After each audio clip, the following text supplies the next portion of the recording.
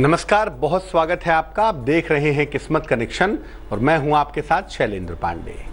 अक्सर लोग ये सवाल पूछते हैं कि जीवन में समृद्धि के लिए, सफलता के लिए कौन सा व्रत रखें, कौन सा उपवास करें।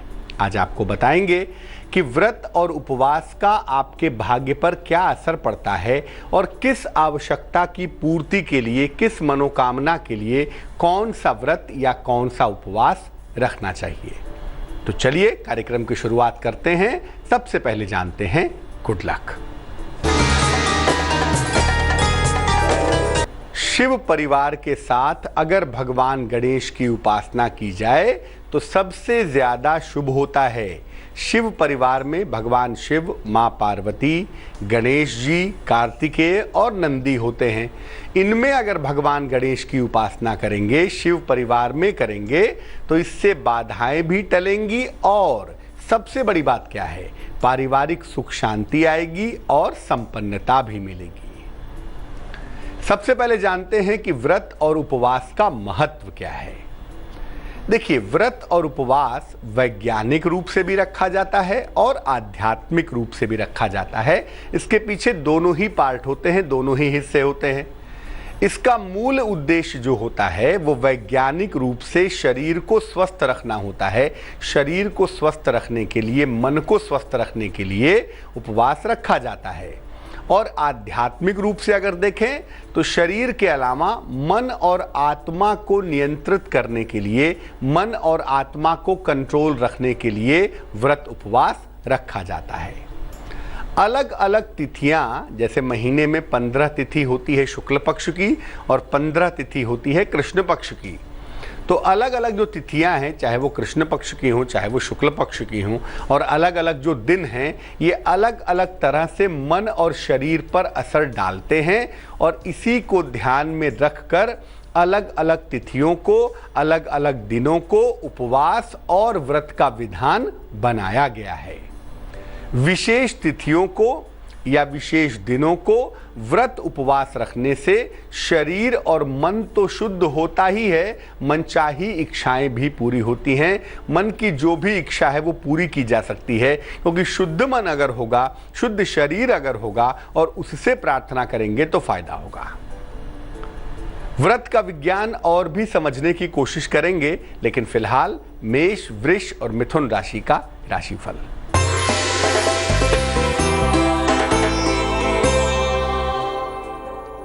मेष राशि, शिक्षा में सुधार दिख रहा है, जीवन साथी का सहयोग मिलेगा, धन के नुकसान से बचाव करें। शुभ रंग धानी और भाग्य होगा 79%।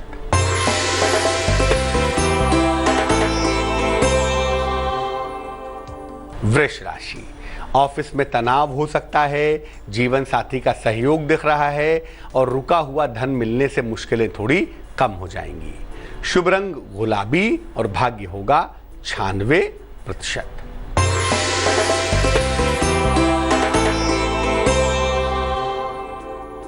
मिथुन राशि, किसी मनोरंजक कार्यक्रम का योग बन रहा है, मीडिया के लोगों को फायदा दिख रहा है अगर मिथुन राशि है, और अचानक धन का लाभ भी दिख रहा है।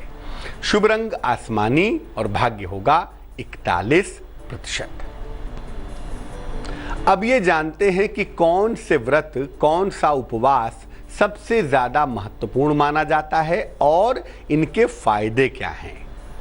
देखिए, व्रतों में सर्वाधिक महत्वपूर्ण व्रत एकादशी का है, पूर्णिमा का है, अमावस्या का है और नवरात्रि का है। एकादशी का अगर कोई व्यक्ति नियमित व्रत रखता है तो इससे मन की चंचलता निश्चित रूप से समाप्त होती है और धन तथा आरोग्य की प्राप्ति होती है।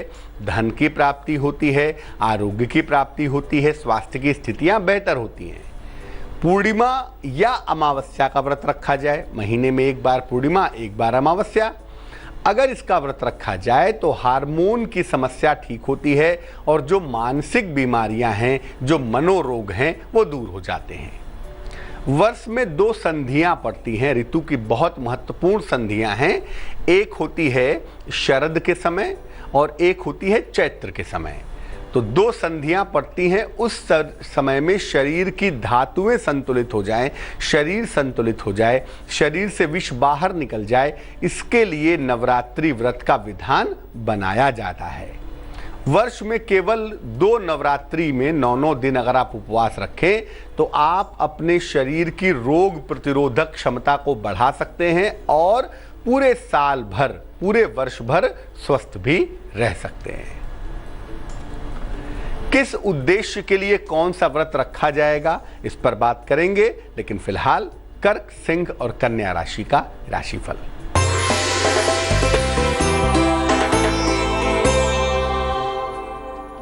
कर्क राशि, क्रोध बिल्कुल ना करें, वाहन दुर्घटना से बचाव करें, स्थान परिवर्तन के योग भी बने हुए हैं। शुभ रंग सुनहरा और भाग्य होगा 89%।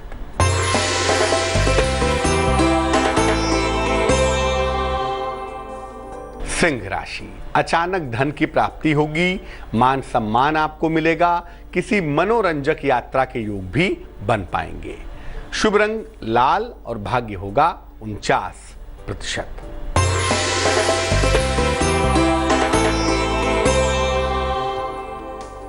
कन्या राशि, कारोबार में मुश्किलें आ सकती हैं, यात्रा के योग बन रहे हैं, अगर शनिदेव की पूजा करें तो मुश्किल हल हो जाएगी। शुभ रंग ग्रे होगा और भाग्य होगा 40%। व्रत रखने के नियम क्या हैं और किस आवश्यकता के लिए कौन सा व्रत रखा जाए, इस पर बात करेंगे, लेकिन फिलहाल आपका सवाल। मनोज उत्तलवार ने हमें मेल लिखा है, महाराष्ट्र से लिखते हैं, अपने बेटे मयूर के बारे में जानना चाहते हैं। मयूर की जन्म की तारीख है 15 फरवरी 1993, जन्म का समय 1:55 AM, जन्म का स्थान वर्धा, महाराष्ट्र। जानना चाहते हैं कि बेटे का करियर कैसा होगा, क्या गवर्नमेंट जॉब पा सकता है, अगर कोशिश करे तो भविष्य कैसा रहेगा। आपके बेटे की कुंडली बनती है वृश्चिक लग्न और वृश्चिक राशि की, और कुंडली में जो सबसे महत्वपूर्ण ग्रह है चंद्रमा, वो लग्न में नीच का राहु के साथ बैठा हुआ है। 2 उपाय करने की मैं सलाह दूंगा। एक, इनको मोती पहना दी जाए, वजन में 12 से 14 रत्ती, चांदी की अंगूठी में, सीधे हाथ की सबसे छोटी उंगली में, सोमवार की रात्रि को अगर मोती पहनाई जाए तो मुश्किलें इनकी हल होंगी। और इसके अलावा रोज सुबह और रोज शाम ओम आदित्याय नमः, ओम आदित्याय नमः, इस मंत्र का जप करने से भी इनको लाभ होगा। अब ये जानते हैं कि व्रत रखने के नियम क्या हैं। देखिए, व्रत 2 प्रकार से रखा जाता है। एक निर्जल व्रत है जिसमें पानी भी नहीं पिएंगे, और एक होता है जिसमें फल ग्रहण करेंगे या लिक्विड लेंगे, फलाहारी या जलीय व्रत होगा। निर्जल व्रत वो रखेगा जो पूरी तरह से स्वस्थ होगा, जिसके स्वास्थ्य में जरा भी गड़बड़ी हो वो निर्जल व्रत न रखे। अन्य जो भी लोग हैं, सामान्य लोग हैं, इनको फल खाकर, जल पीकर, फलाहारी या जलीय उपवास रखना चाहिए। और व्रत में अधिक से अधिक समय ध्यान या उपासना में लगाना चाहिए, तभी व्रत का पूरा फायदा आपको मिल पाएगा। और व्रत के दौरान खान पान में रसीले फल खाएं, कंद यानी आलू जैसे फल या मूल सब्जियां हैं जैसे गाजर है, मूली है, ये खाएं। जल, दूध या दही का सेवन करें। शाम के समय पूजा करने के बाद, या अगर आप चंद्रमा को रात में अर्घ देते हैं तो उसके बाद ही आप फलाहार ग्रहण करें, तब जाकर आपका व्रत ठीक चलेगा। और जब व्रत की समाप्ति हो जाए तो अगले दिन सूर्योदय के बाद, व्रत की समाप्ति जब हो तो अगले दिन सूर्योदय के बाद नींबू पानी पीने के बाद ही व्रत समाप्त करें, वही बढ़िया होगा। और जब आप व्रत समाप्त करें नींबू पानी पीकर, तो आप खुद जब भोजन करें उसके पहले भोजन का या अनाज का दान भी करना चाहिए। व्रत समाप्त करने के बाद कुछ भोजन का या अन्न का दान करना विशेष शुभ होता है। किस मनोकामना के लिए कौन सा व्रत रखा जाएगा, इस पर बात करेंगे, लेकिन उसके पहले तुला, वृश्चिक और धनु राशि का राशिफल।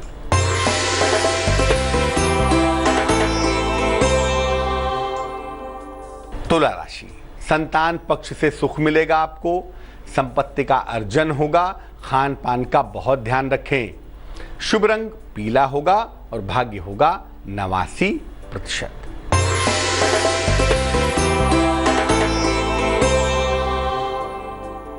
वृश्चिक राशि, कारोबार में फायदा होगा, नई संपत्ति आप खरीदेंगे, धन के नुकसान से बचाव करें। शुभ रंग नीला है और भाग्य है 44%।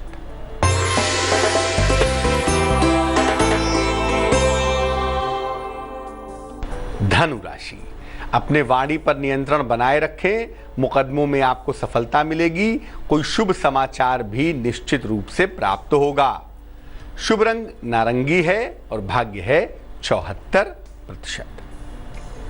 अब अगर आपको धन की प्राप्ति करनी है, समृद्धि चाहिए, पैसे रुपए चाहिए, तो उसके लिए कौन सा व्रत रखेंगे?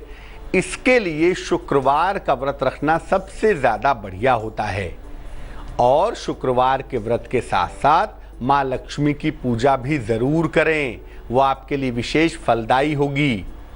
सफेद खाद्य पदार्थ ग्रहण करें। शुक्रवार के दिन जब व्रत रखेंगे, नमक और खट्टी चीजों का सेवन ना करें। आपको मनचाहा जीवन साथी चाहिए, मनचाहा विवाह करना है, उसके लिए आपको व्रत रखना है, तो इसके लिए सोमवार का व्रत रखिए। भगवान शिव और मां पार्वती की पूजा करिए, शिवलिंग पर बेलपत्र और जल अर्पित करिए और इसके अलावा पार्वती मंगल का पाठ करिए। ऐसा अगर नियमित रूप से किया जाए तो मनचाहा विवाह करने में सफलता मिलती है। मकर, कुंभ और मीन राशि वालों का वक्त कैसा है, आइए जानते हैं।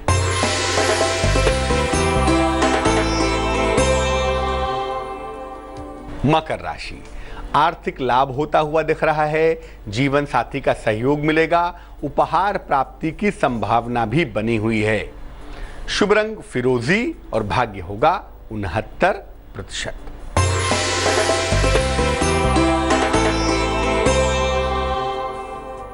कुंभ राशि, नौकरी लगने के सुंदर योग बन रहे हैं, मान सम्मान की प्राप्ति होगी, यात्रा के योग भी बनते हुए दिख रहे हैं। शुभ रंग भूरा होगा और भाग्य होगा 55%।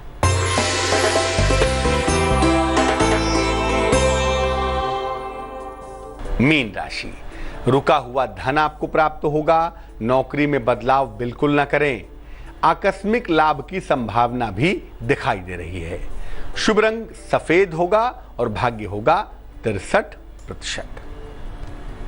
तो आज हमने बात की मनोकामनाओं के व्रत के बारे में और ये समझा कि किस उद्देश्य के लिए कौन सा व्रत रखना आपके लिए फलदायी होगा। अब जान लेते हैं क्या है आज की सलाह।